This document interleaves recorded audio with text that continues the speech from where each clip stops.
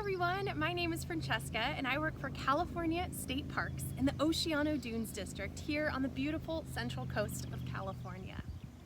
The earliest residents of this region of California are the northern Chumash Native Americans.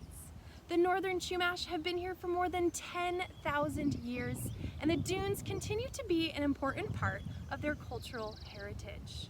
Today, descendants of the northern Chumash tribe, the Oktichu-Tichu Yaktilhini, continue to live amongst the same places as their ancestors, carrying on their language and traditions. Throughout this video series, we are going to learn about the Chumash culture as we focus on how the early ancestors of the Chumash lived and how they used the natural resources of this area.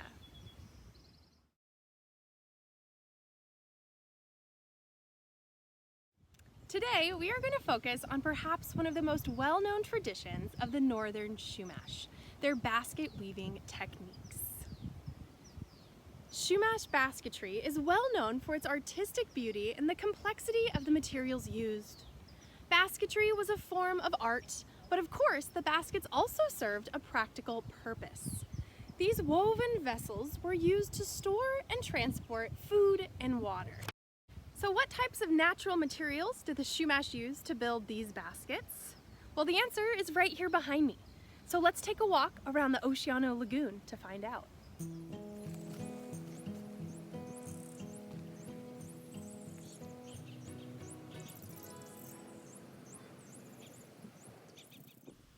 Baskets were made out of natural fibers that were harvested from plants.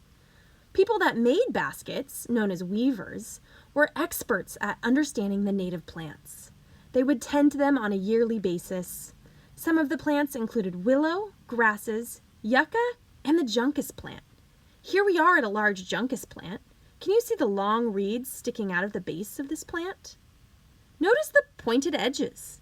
Ouch! They are sharp like a needle. The pointed tips were actually used as needles to weave the strands of the juncus plant and other reeds together. Most baskets were designed to have very artistically pleasing patterns. This takes a lot of skill in planning to create patterns. It also takes knowledge about which strands to use from which particular plants to create an alternating color pattern. As juncus dries out, it changes color. So before the weaving process even begins, most reeds need to be laid out in the sun to dry. The preparation of these weaving materials often took as long as the actual weaving process itself. The knowledge of how to weave and how and where to sustainably harvest materials was passed down from generation to generation.